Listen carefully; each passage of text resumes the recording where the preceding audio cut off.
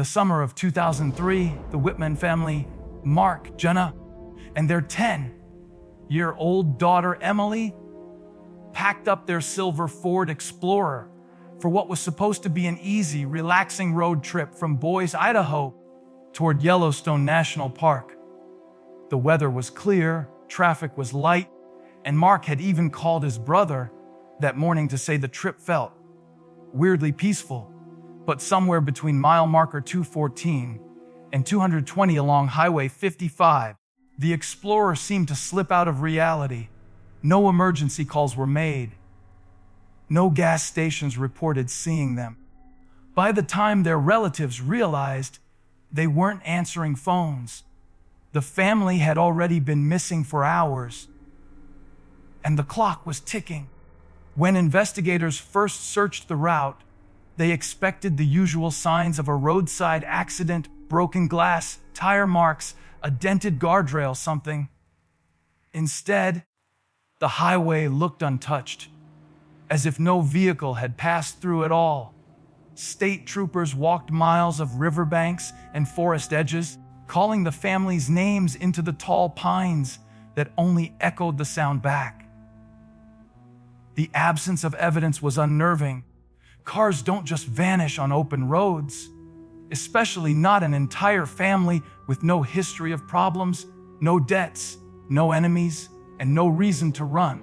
It was as if the Whitmans' SUV had been lifted off the asphalt and swallowed by the dark woods without leaving a trace. As days turned into weeks, frustration grew. Search dogs picked up a scent near the turnout at mile marker 2018, but it disappeared within minutes, as if the wind itself had erased it. Highway cameras captured dozens of passing cars that day, but strangely, not a single frame showed the Whitmans' Explorer. Investigators analyzed old weather patterns, hoping a sudden storm might explain the disappearance. But the sky had been clear from morning till dusk. Some officers quietly admitted the case felt wrong, like there was a missing piece nobody could see. Locals began telling stories of other travelers who felt uneasy driving that stretch at night, describing strange shadows, headlights that appeared and vanished, and the sense of being watched from the tree line. But without real evidence, the Whitman family simply faded into the growing list of cold cases, suspended in a terrifying mystery that made no logical sense. In the months following the Whitmans' disappearance, strange stories started drifting through the small Idaho towns near Highway 55. It began with a trucker who claimed he saw a silver pickup following the Whitmans at an unusually close distance earlier that afternoon. He didn't think much of it at the time, until he learned the family had vanished just hours later.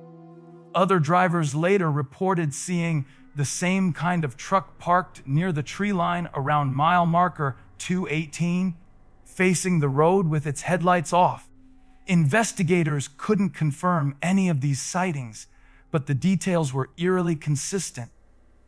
A late 90s silver pickup with no plates on the front, tinted windows, and a deep dent near the right tail light. Yet no one could provide a clear license number or a driver's face. It was always just a truck watching from the edge of the woods. Then came the phone call theories. Jenna Whitman made 2 strange calls only 15 minutes before the family's final confirmed location. One to her sister, one to her best friend. Both calls connected, but the audio was nothing but distorted static, as if the signal was being blocked or interrupted. Her sister swore she could hear faint breathing behind the static. Her friend insisted there was a weird metallic clicking sound, almost like someone tapping the phone. The phone logs confirmed the calls lasted between 30 and 40 seconds, but no real voice audio was captured. When investigators tested service on that stretch of road, they got full bars every time. Nothing explained why Jenna's voice never came through. The calls only added to the fear that something, or someone, had been near her when she dialed. Even the search teams felt unsettled. During the first week, volunteers swore they saw footprints near the riverbank. Not just the Whitmans, but heavier boot prints beside them. By the time officers arrived to document them, the prints had been washed out by rising water. Nighttime search patrols reported hearing soft engine idling deep in the forest, but whenever they approached, the sound faded into silence. Locals whispered that the family had been tailed by someone who knew the back roads, someone who understood how to make a car disappear in a matter of minutes. Rumors spread faster than evidence, talk of a stalker, a truck that appeared and vanished, and a presence that seemed to move just ahead of the investigators, always one step out of reach. And with every passing day, the sense grew stronger that the Whitmans weren't alone on the road that night. By the time 2020 rolled around, most people had quietly accepted that the Whitman case would never be solved. But the newly formed volunteer group, Blue Depth Search and Recovery, had a reputation for reopening cases everyone else had given up on. They weren't detectives. They were former firefighters, veteran divers, and retired military specialists who believed water always hid more secrets than people realized. When they reviewed the Whitman files, one detail grabbed their attention: an old flood report from 2003 showing a sudden, temporary rise in the Payette River's water level right near mile marker 218. It was the same stretch of road where the rumors about the silver truck had been strongest. To them, it didn't look like an accident. It looked like a place where something heavy might have entered the water at just the right moment, disappearing before anyone noticed. The team spent weeks studying old satellite maps, hydrology charts, and underwater topography models. Modern drones scanned parts of the river that officers in 2003 never had access to. That's when they spotted it, a strange drop off zone beneath the surface, a darker patch where the riverbed had shifted years earlier. To an untrained eye, it looked ordinary, but to divers, it was the kind of place where a vehicle could sink deep, wedge itself under silt, and remain hidden long enough to become part of the river itself. Locals warned the team that the currents there were unpredictable, that the river pulled differently in that area, almost like a whirlpool that came and went depending on the season. The divers insisted that unpredictable currents were exactly why they needed to check it. On the day of the search, the river was calm, almost unnaturally still. The divers slipped into the cold water, pushing deeper until the daylight above turned dark and blurry. Minutes later, one diver's breathing grew sharp and uneven through the radio. When he surfaced, he said he had touched something smooth. Glass, coated in a thick layer of silt. Another diver followed the same path and said he felt something else, a handprint, frozen against the interior window. The team marked the location immediately, anchoring ropes and buoys before the current could shift again.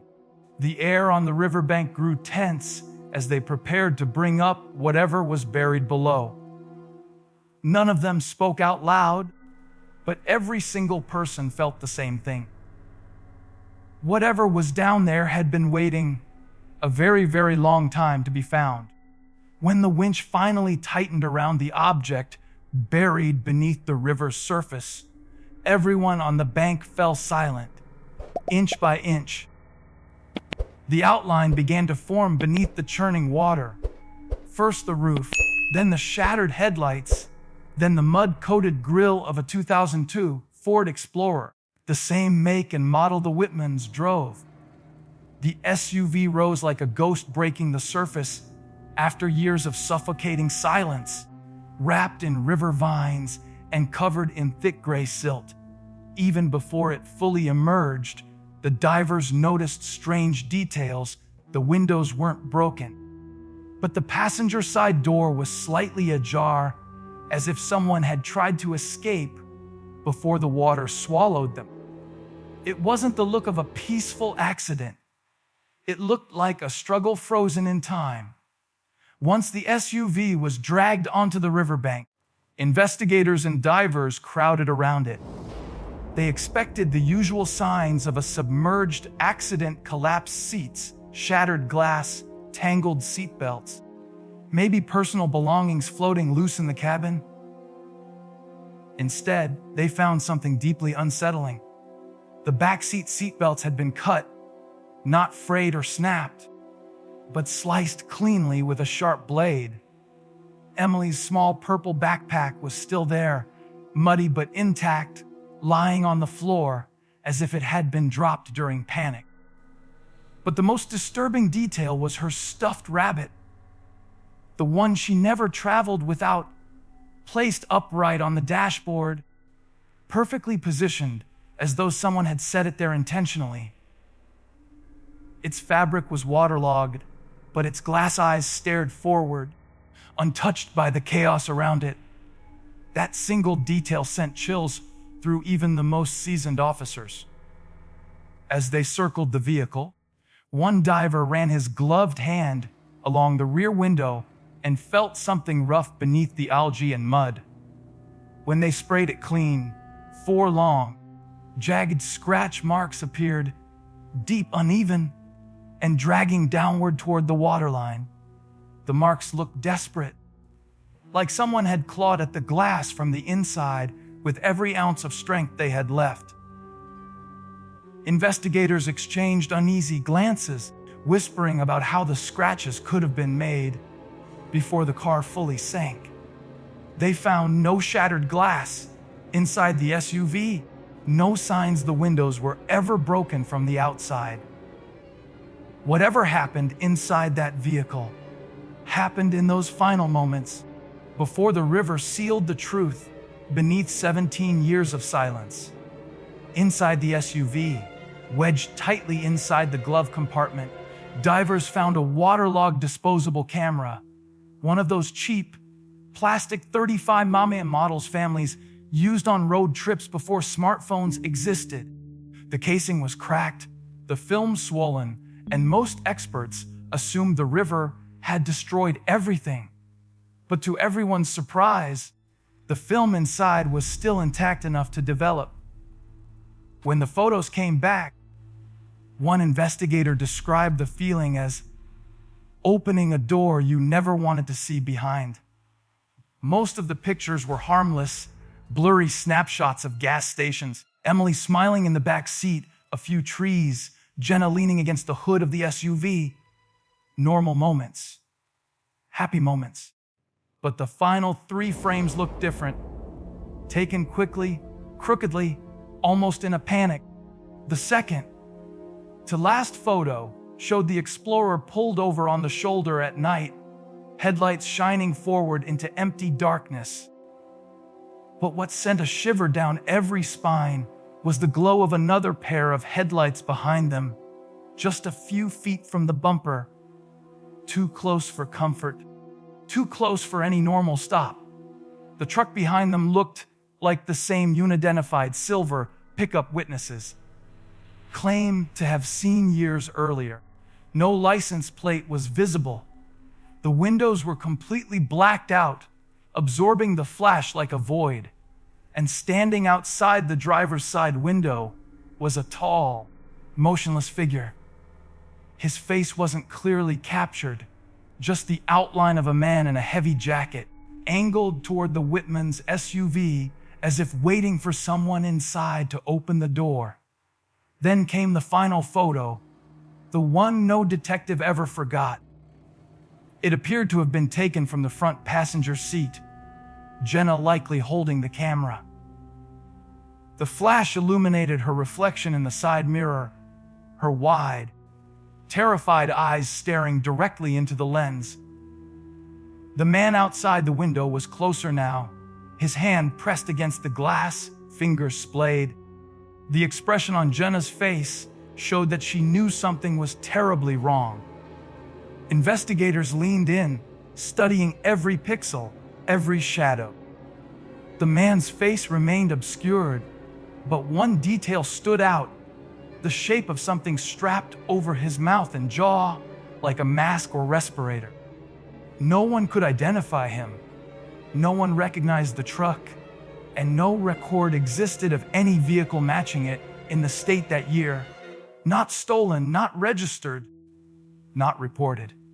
It was as if the truck and the man behind it had never existed at all, except in the final moments captured by that dying camera.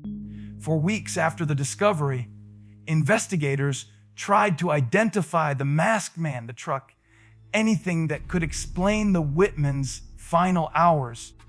Every lead collapsed. Every potential match turned into another dead end. It was as if the stranger in the photos had stepped out of the dark and then stepped right back into it, leaving nothing behind except fear. The SUV was sent to a forensic lab for deeper analysis, but the team admitted something unsettling. The vehicle showed no signs of mechanical failure, no reason it should have drifted into the river. Instead, the pattern of damage, the dents, the angle of the impact, the position of the doors suggested that another vehicle had forced it off the road. But the most disturbing revelation came weeks later. When digital experts enhanced the final photo again, they noticed something they had missed before. In the reflection of Jenna's terrified eyes, faint but unmistakable, were two figures standing outside the SUV. Not one, two. And the second figure was standing on the passenger side, the side where Emily sat. Investigators still don't know who they were or why they targeted an ordinary family on a summer road trip. And even today, drivers along Highway 55 report strange sights, headlights that appear in their rearview mirror and vanish when they turn around, or a silver truck parked deep in the trees. Engine off, no driver in sight. The Whitman case remains open, and the river, locals say, still hasn't given up all its secrets.